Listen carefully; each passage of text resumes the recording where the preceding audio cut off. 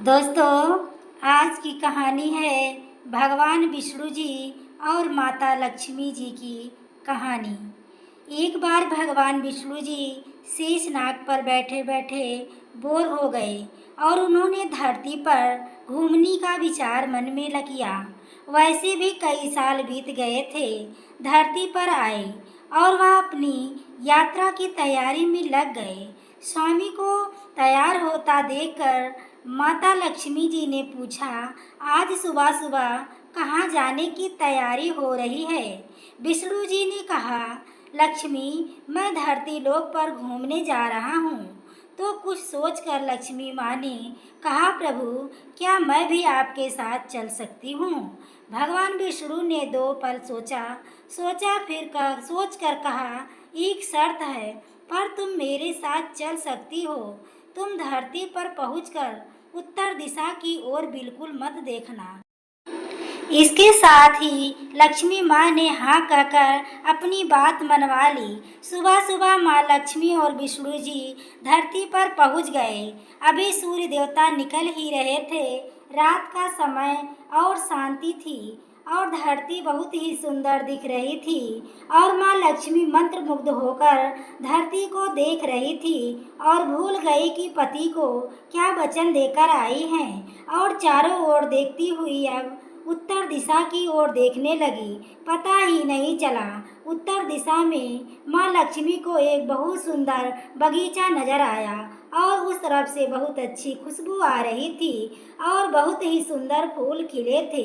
यह वह एक फूलों का खेत था और भी माँ लक्ष्मी बिना सोचे समझे उस खेत में गई, एक सुंदर सा फूल तोड़ ले आई। लेकिन क्या, जब माँ लक्ष्मी भगवान विष्णु के पास वापस आई तो भगवान विष्णु जी के आंखों में आंसू थे और भगवान विष्णु माँ लक्ष्मी को कहा कि कभी भी किसी से बिना पूछे उसका कुछ भी नहीं लेना चाहिए और साथ ही अपना वचन भी याद दिलाया।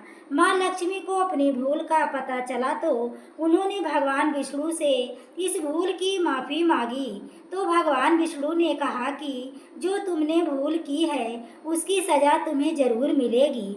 जिस मालिक के खेत से तुमने बिना पूछे फूल तोड़ा है वह एक प्रकार की चोरी है, इसलिए अब तुम 3 साल तक मालिक के घर नौकर बनकर रहो। उसके बाद मैं तुम्हें बैकुंठ वापस बुलाऊंगा।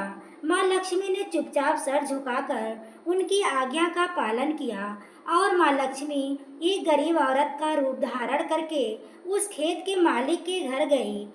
घर क्या, एक झोपड़ा था और मालिक का नाम माधव था। माधव के पास 2 बेटे और 3 बेटियां थी। सभी उस छोटे से खेत में काम करके किसी तरह गुजारा करते थे। माँ लक्ष्मी जब एक साधारण और गरीब औरत बनकर जब माधव की झोपड़ी पर गई तो माधव ने पूछा, बहन, तुम कौन हो और इस समय तुम्हें क्या चाहिए?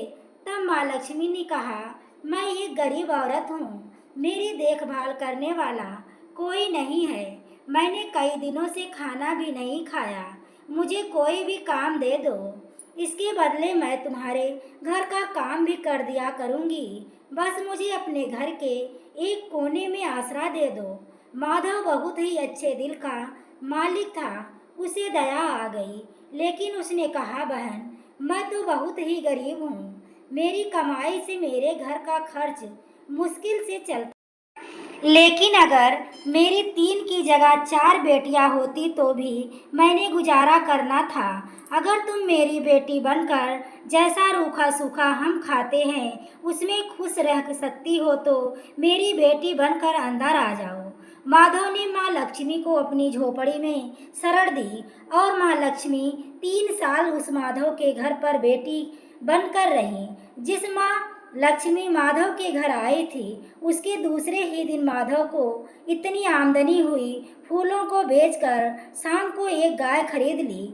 फिर धीरे धीरे माधव ने काफ़ी ज़मीन खरीद ली और सबके लिए अच्छे अच्छे कपड़े भी बनवा लिए और फिर एक बड़ा पक्का मकान भी बनवा लिया।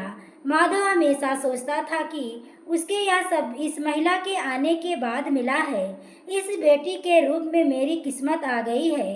इस तरह से 3-4 साल बीत गए थे, लेकिन माँ लक्ष्मी अभी घर में और खेत में काम करती थी। एक दिन माधव जब अपने खेतों में काम करके आया तो अपने घर के सामने द्वार पर एक देवी स्वरूप महिला को देखा। गहनों से लदी उस औरत को देखकर ध्यान से देखा और पहचान गया। अरे वाह, तो मेरी मुंह बोली चौथी बेटी यानी वही औरत है, और पहचान गया कि यह तो माँ लक्ष्मी है। अब तक माधव का पूरा परिवार बाहर आ गया था और सब हैरान होकर देख रहे थे। यही सोच रहे थे कि हमने माँ लक्ष्मी से खेत में काम करवाया है। माँ, यह कैसा अपराध हो गया है। माँ, हम सबको माफ़ कर देना। मैंने अनजाने में आपसे काम करवाया है।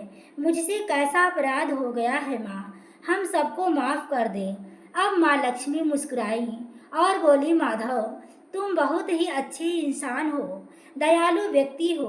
तुमने मुझे अपनी बेटी की तरह रखा, अपने परिवार के सदस्यों की तरह। इसके बदले में मैं तुम्हें वरदान देती हूँ कि तुम्हारे पास कभी भी धन की कमी नहीं रहेगी। तुम्हें सारे सुख मिलेंगे जिसके तुम हकदार हो। और फिर माँ अपने स्वामी के द्वारा भेजे रथ में बैठकर बैकुंठ चली गई।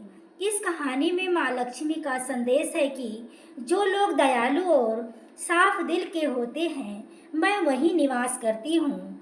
हमें सभी मानवों की मदद करनी चाहिए और गरीब से गरीब को भी दुख नहीं देना चाहिए। इस कहानी से हमें यह शिक्षा मिलती है कि एक छोटी सी भूल पर भगवान ने माँ लक्ष्मी को सजा दे दी। हम तो बहुत ही तुच्छ हैं, फिर भी भगवान हमें माफ़ कर देते हैं। यह कहानी आपको कैसी लगी, कमेंट बॉक्स में ज़रूर बताएं। दोस्तों, कहानी पसंद आई हो तो प्लीज़ वीडियो को लाइक और शेयर करें। चैनल पर पहली बार आए हो तो चैनल को सब्सक्राइब करें। आगे के नोटिफिकेशन के लिए बेल आइकन को ज़रूर प्रेस करें। पूरी वीडियो देखने के लिए आपको तहे दिल से धन्यवाद।